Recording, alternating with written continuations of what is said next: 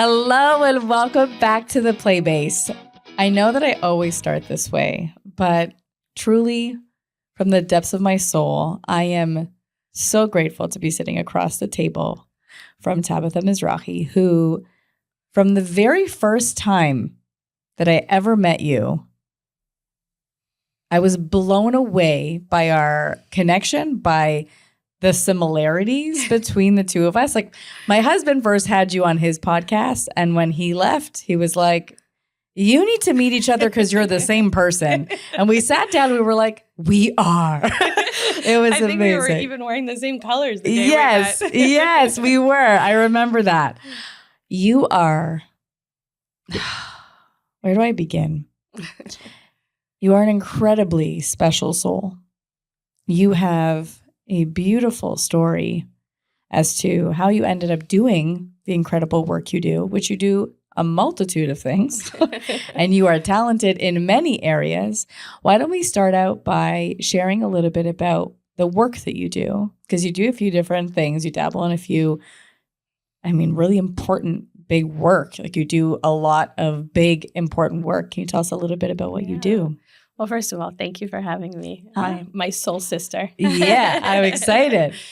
So I am a full-time faculty lecturer at the University of Miami, where I work with the School of Education to not only teach the classes that the students that are going off into the world to become teachers have to take. The class that I love in particular, that holds a very special place in my heart, is the one that teaches them about differentiation, which basically means, how do I meet the needs of all learners? Wow. And I'll share afterwards why that class has particular significance to me. But I also get to supervise them when they go off onto their internship, the little step where they're dipping their toe into the real world. And I'm currently doing some projects also just to build partnerships with the community. So my role is to direct those strategic educational partnerships between the university and the community, schools, nonprofit organizations, informal learning environments such as museums and that kind of thing. So it's really exciting work. It really is. I love what I do there. But before that, I was working as an adjunct professor there, and I had built my consulting company. Yeah. And the consulting company, it really started out with, I just want to help, and I don't know exactly how that's going to look. And I remember my husband saying, you need a website. And I was like, I don't know what to put on there just yet. And he goes, what do you mean? How do you open up a company? And you don't. I said, I know who I want to serve. I just don't know who's going to bite yet, So right. let me see what happens. And I really couldn't choose between, do I want to work with schools? Do I want to work with parents? Do I want to work with children? I love them all. Because you want to work with everyone. I want to work with everyone. I love them all. And it's all so connected to me. So I said, you know what? I'm not going to choose. And I'm going to see what happens. And I'm going to let this build itself by word of mouth. And the truth is, all three developed. So I get to dabble in all three worlds. And I think that the combination of all of those things that I do helps the wheels keep turning, because it nourishes me in different ways. When I sit in the classroom and I see these bright-eyed, bushy-tailed future educators that, despite everything that's going on in the world and all the things that they hear, they're still so excited to become teachers and to become, future educators. That gives me so much hope.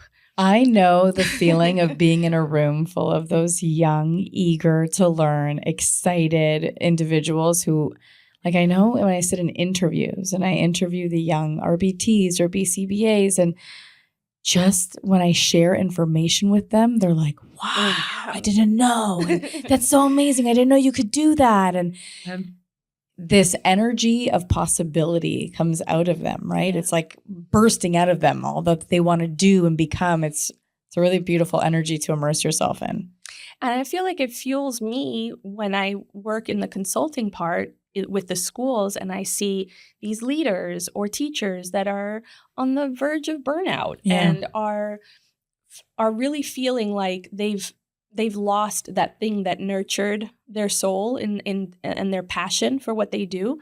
And I feel like being in both worlds helps me tap into one and sort of bring it over to the other side, and helps remind them.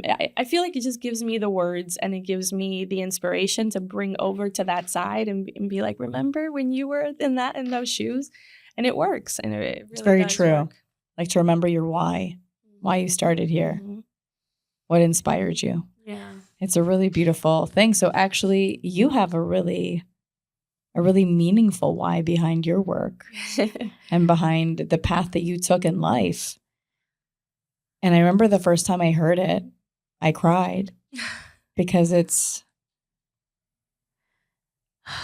people always ask me, do you have a sibling on the spectrum? Do you have a child on the spectrum that you're interested in the work you're doing? And my answer has always been no. I just naturally found myself here divinely. Which is amazing. I knew nothing about it when I started. Literally knew nothing. But your story has such a beautiful, meaningful heart behind it that inspired you to not just see the world differently because of the way, you were brought up. I think it's a beautiful way to be brought up. I think many people could use that perspective. But then how you took your path in your education because of that, and how it was, I'll let you tell the story, because every time I think about the story, it's just, I don't know, it's so heartwarming and beautiful and meaningful. And when you know that that's the foundation of someone, that you're getting this pure love and light that's coming through them. There's no hidden agenda. It's not for another purpose. I'm here to help because I have this wealth of knowledge, because I have this experience, because this is my lens. I can help you. So would you mind sharing the story? Yeah, of course.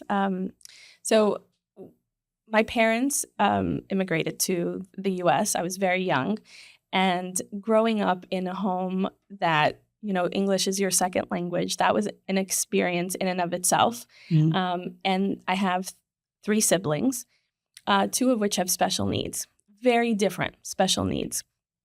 And, when we grew up, I sort of had this role being the oldest child. I had this role, or maybe I put it on myself, honestly, as the oldest child. But I sort of felt like I was a second mom in that sense. Taking care of my siblings was very, very important to me. And their special needs, though, wasn't ever presented to me as that, right? Like it was just, we have a spectrum of abilities. We have a spectrum of like, I'm good at this and he's good at that and she's great at that. And like, it was, the world just had this like spectrum of abilities to me. I never understood that there were people that put us into buckets, right? The cans and can'ts or whatever.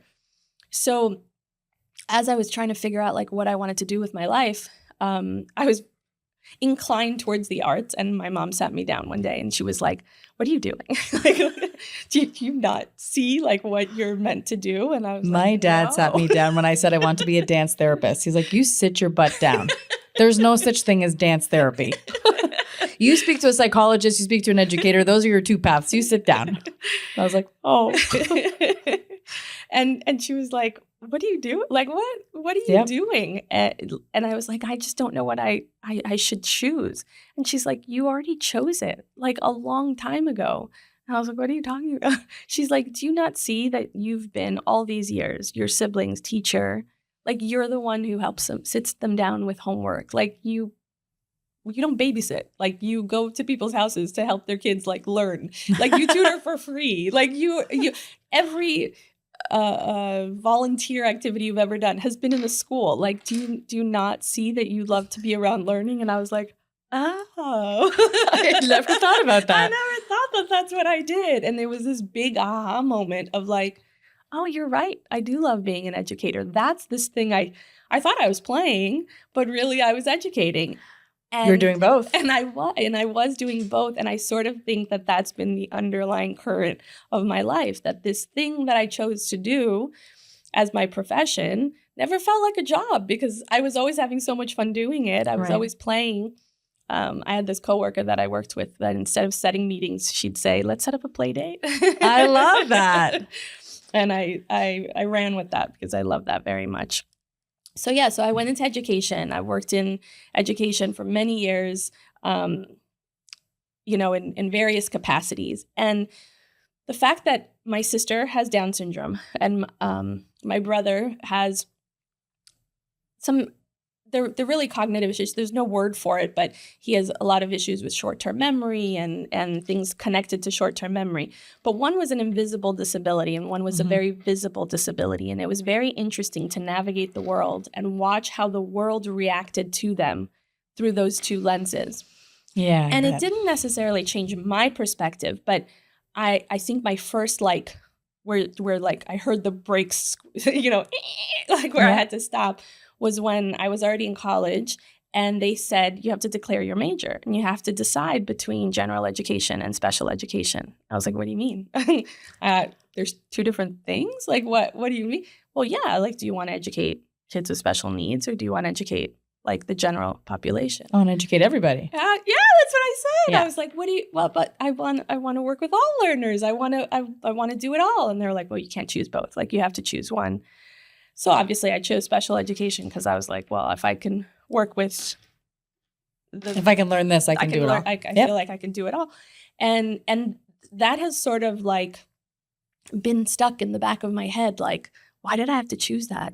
And it sort of gave me this interesting magnifying glass through which I analyze the world. And I realized that the world did not see things through the same lens as I did. And the world does have these two buckets.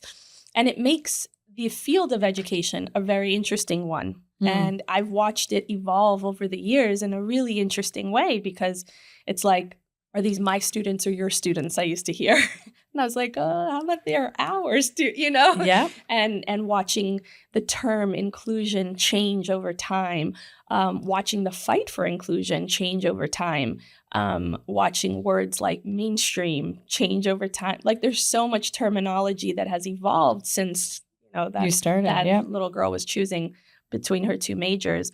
But this connects right back to why I said that class is so important to me. Yeah. Now, the University of Miami, the major is an all-inclusive major. You have your general education certification, your special education certification, your reading endorsement, and your ESOL endorsement. And I was like, I stand behind that. And if I get to teach the class that I always wanted to have had when I was in college, then that to me is full circle.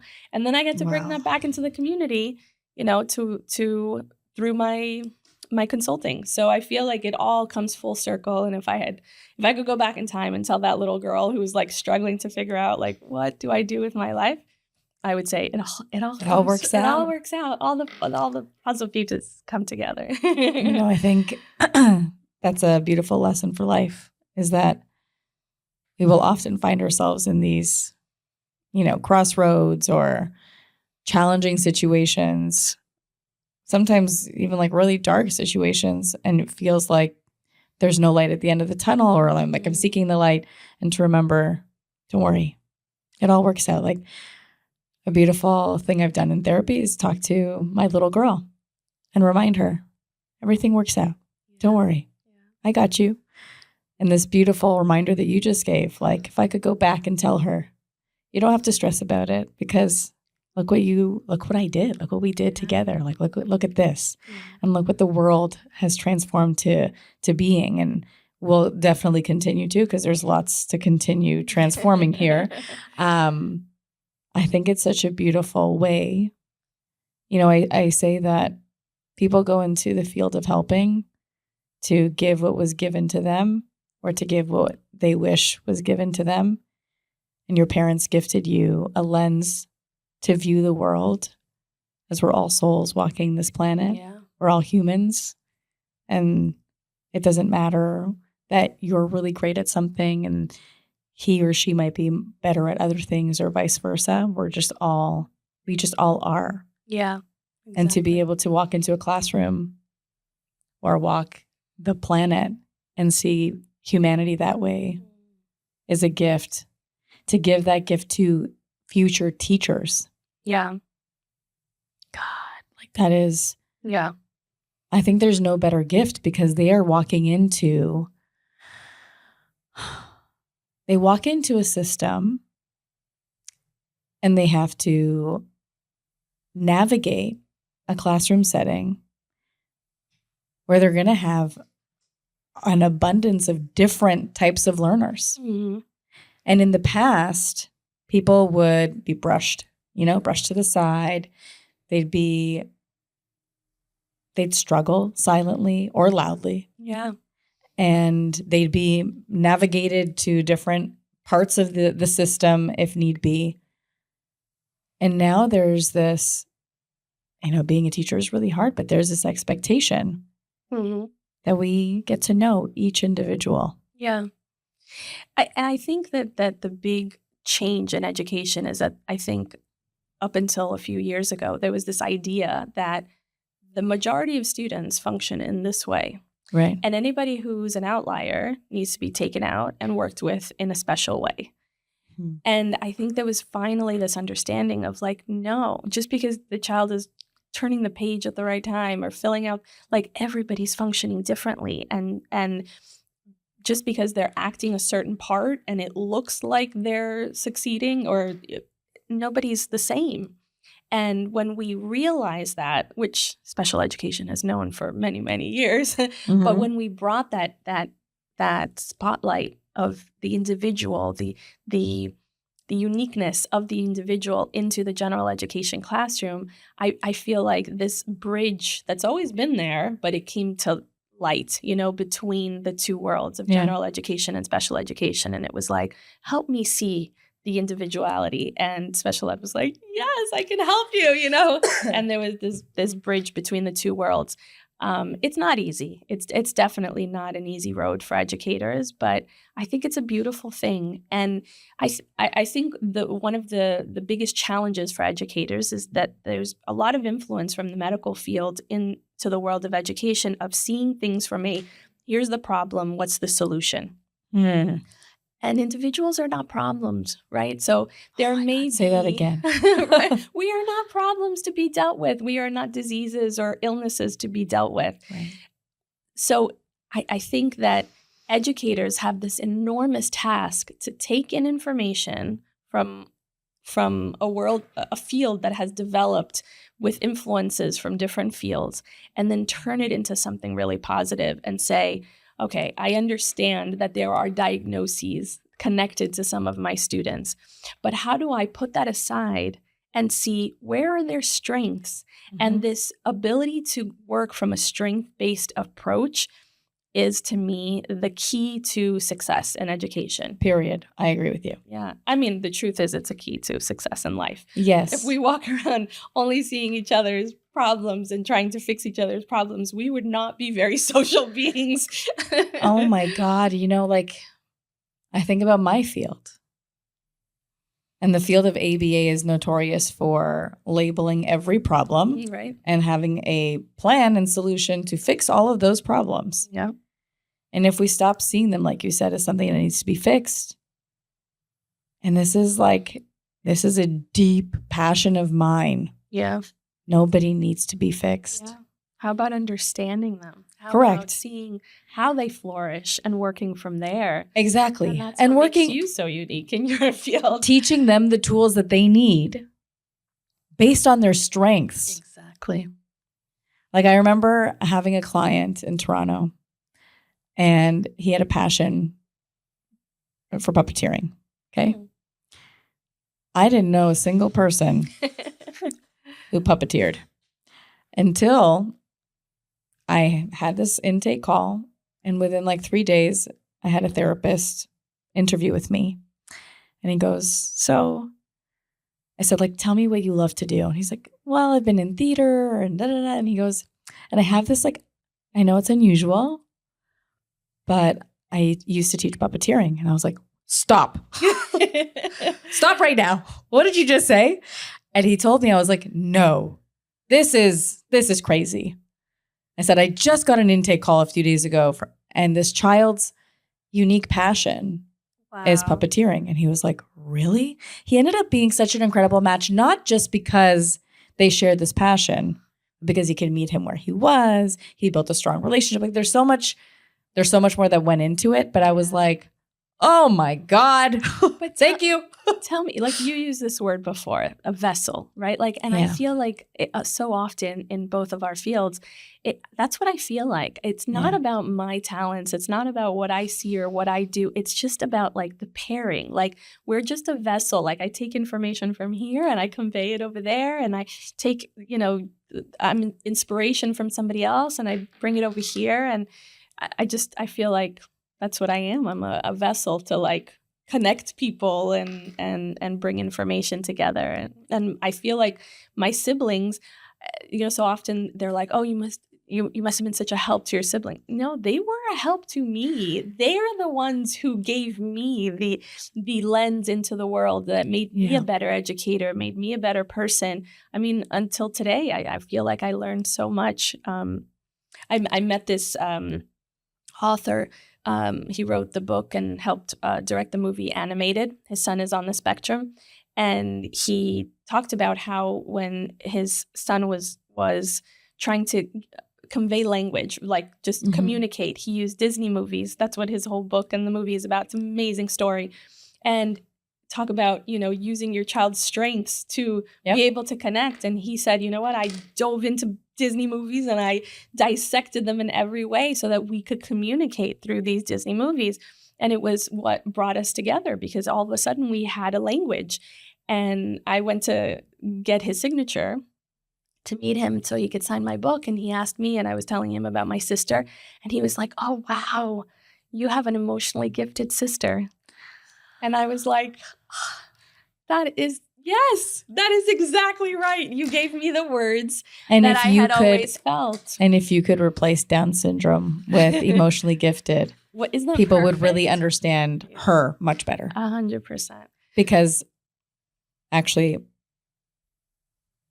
it's so interesting. If I think about the individuals I know with Down syndrome, they are like, they emit just the purest, most vibrant joy and love.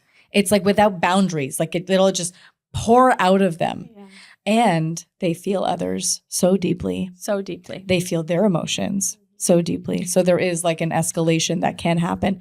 And there's also an incredible judge of character. My daughter always says, if I don't know if this person is a good addition to my life, all I have to do is meet my aunt. Yes. And she will, right off the bat, just her reaction, I know she's like my radar for, is this a good soul or not, I've had multiple parents over the years say my child will choose their therapist. Oh, yeah. Oh, because my child will know. Oh, we have very funny stories from a very young age. My mom would be like, oh, yeah, sorry, this is not going to work out. She says no. She says no, it's a no. Yeah. There's no pushing. But it's true because, and I had this conversation yesterday with somebody that I had on my podcast who has an older sibling who's autistic. And what I spoke to him about was these natural gifts that his brother has. And that the way in which he lives in this world exceeds the 3D that we see. Absolutely. That's a beautiful way of putting it. Right? Like we feel this tangible, I can touch this, I can see this is what's real. But there's so much we can't see or touch, but we can intuitively feel. We can energetically feel. We're not always in tune with it. But if we were able to feel that as intensely as what we can see in front of us and touch, we'd navigate life. We navigate life that way. Yeah, very, very differently. Because somebody may present, but really not emit that energy. And how much time do we waste on these things? And how many paths do we take that's like not the right path because we didn't see what they see in a moment. In a moment, yeah, absolutely. It's very interesting. My kids growing up, because it's different when you're the oldest and you're caring for, Mm-hmm. And then watching my kids' relationship with their aunt is so interesting because she was an adult, and they would say, she's an adult, but she's also like a kid.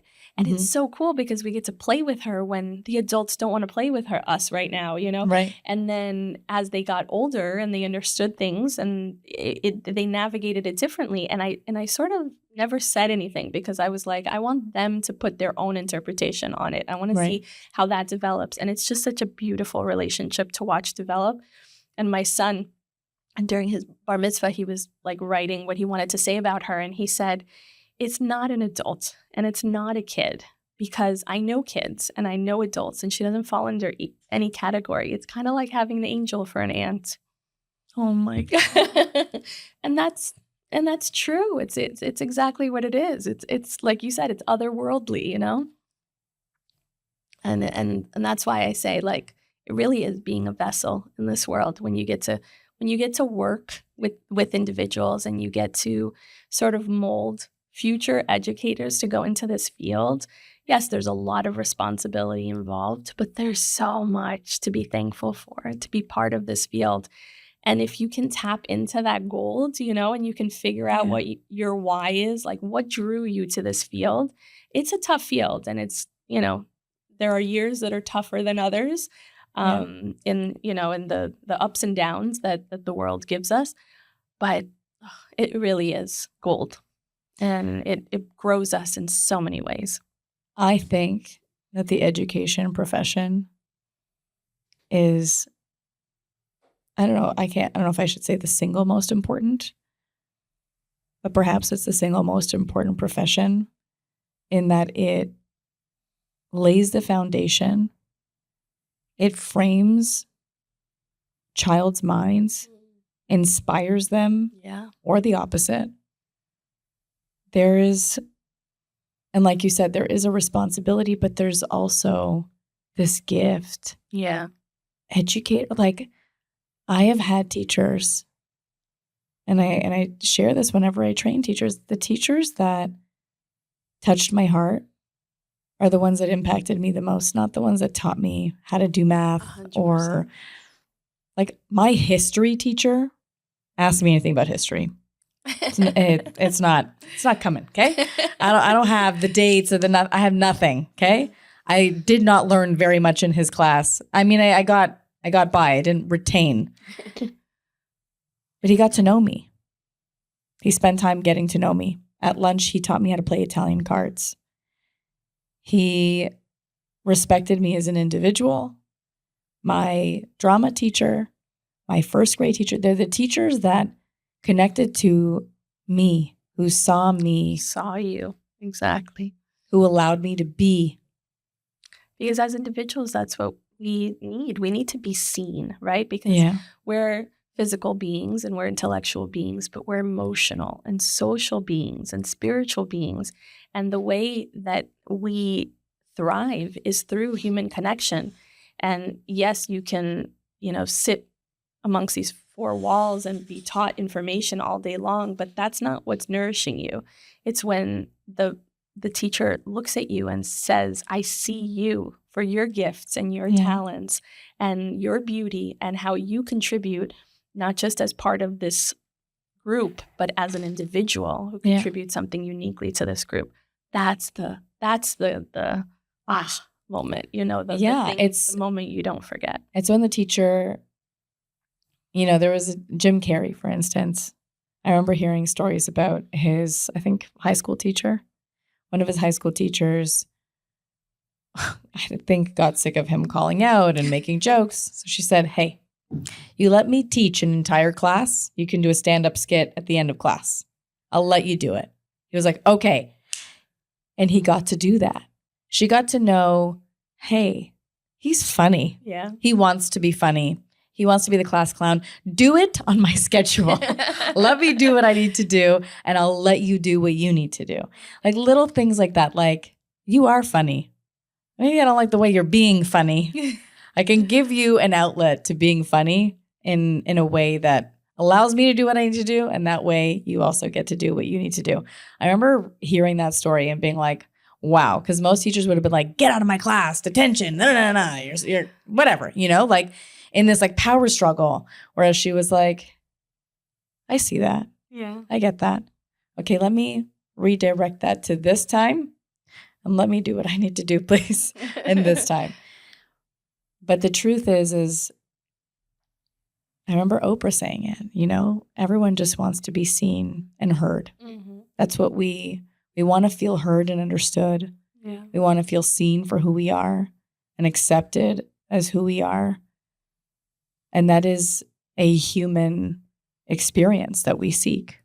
Or my favorite quote by Maya Angelou, right? People may not remember what we said or what we did, but they will remember how we made them feel. Yeah. And that is true both ways, right? It's true in how we as educators make our students feel, but it's also true about how they make us feel, because the teacher also is human and needs to be seen as well. So the difference is that it is a very bidirectional relationship, but we are the conductors, right? And so we have the responsibility to build that relationship in a way that the student will see you as well for your gifts and your talents and what you have to offer, because you've also seen them. And that's where the responsibility lies. I agree. And I think, and I wonder if you agree with me, that vulnerability with boundaries, like showing your humanness with boundaries, like not unloading on your class, like today, Right. It's not your therapy place. Right. But being vulnerable, like the other day, human. I think, being human. And I do it in my parenting. Like the other night, I started crying and my kids heard me. I thought they were brushing their teeth. 3 of them ran downstairs. And I was like, oh shit. I didn't think they heard me. Yeah. I didn't realize. And I sat there, and I know it's my responsibility not to put it on them, but also to model for them that I'm human and emotion is normal and it's okay, and also not scare them like nothing terrible is happening. So I had to use my logical brain, my emotional brain, and then I brought in this like, you know how, Jojo, you struggle when you make a mistake? I struggle too when I make a mistake, and I'm working on that. It's really hard for me when I make a mistake. You know, Kobe, how today I was talking to you about asking for help when you need help instead of brushing it off or trying to figure it out on your own and then ignoring it when you couldn't do it. Mommy's also working on asking for help when I need help and kind of letting them know that within me is also a human who's growing and learning in ways that they can connect to, but that I also got it. And so I think having compassion for your students, especially your struggling students, seeing the mirror that they are for you sometimes, and having, you don't need to unload on them, as I said, but share with them that what they're struggling with, so long as you really can understand it, to have a human connection with them. Because where does trust grow from? Yeah. Right? And Brene Brown talks about this like marble jar of trust. And that when people do little things, acts of kindness, show that they see you, that they understand you, that they respect you, they fill your marble jar, their marble jar for you of trust. And in the end, when you interact with different people, they either have really full jars that you're like, hey, I can trust you, or their jar is very empty because you have shown me multiple times you don't understand me. Yeah. You don't hear me. You don't see me. Yeah. I shouldn't trust you because you betrayed me in some way. Right. And so students, I mean, this is an invisible concept that we walk around with based on relationships that we build. 100%. And that's what it comes down to. It's relationships. It's a very bi-directional relationship that is constantly being nurtured, right? And yes, we have the responsibility to convey information, to help them retain information, to help them grow with the subjects that we need to teach. But that's an aside. I agree. Because when you spend 8 hours with the child, sometimes often more than their parents spend with them in that day, Yes. you have a list of more important responsibilities to that child besides the information. In ABA, you have to build what we call rapport, which is another word for relationship, before you implement anything. And I think in education, it's the same. Yeah. You have to build a relationship with your classroom. You have to build a relationship with the students. And there's a complexity there because you're building a relationship with like 20, depending on the amount of students in a classroom at the same time. Yeah. And you're navigating their relationships with each other. Yes, there's a lot that goes into it. But like finding those moments, and I always talk about that. It's like find those moments, transition moments, downtime moments. This isn't working out so well. I'm going to take a few minutes and let's do something else moments. Yeah. All of those are moments to be flexible and to tap into that relationship piece, which I think is so like beyond important. It is the foundation to everything. Yeah. Everything in life stems from that. Yeah. I could speak to you for days. Same. I really could. But we have to end our show. But before we do, I like to ask everyone who comes to leave our listeners with something to think about. So whether that be a statement or a question for them to ask themselves as a way to end the show. Oh, I love that. I guess I would say that, you know the saying, all the world's a stage? As a child, I would always say, no, it's not. It's a classroom. So, Even as a dancer, you said that. To me, all the world is a classroom. And the way that it makes sense in my life nowadays is I remind everybody that just because you're not a teacher doesn't mean you're not an educator. We're all educators. So I'd leave you with that, but I leave the listeners with that and a question, which is, so how am I navigating this responsibility of being an educator, whether it's to your siblings or to your children or to your husband or to your wife or to your parents or your friends, right? You are educating people in whatever environment. Maybe you're a leader in your company or, part of your coworkers. You are a leader and you are an educator in various capacities in your life. And how are you conducting those relationships? How are you navigating those relationships so that it's a virtuous cycle of that bidirectionality? Right. Wow. Well, that really made me think, actually. So I appreciate that because I think it's evident where we are educators in a very formal way, both as parents, as therapists, as leaders. I don't always think about it as all the other relationships that I have and how I conduct myself in those. And I never had thought of it. And I thank a friend of mine who's in education. And when I decided to leave the school environment and I said to her, I feel like I'm losing a part of my identity.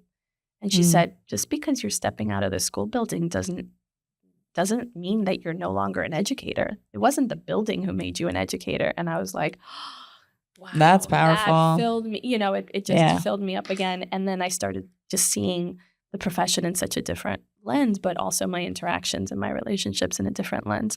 So, wow. Shara, if you're out there, that was you.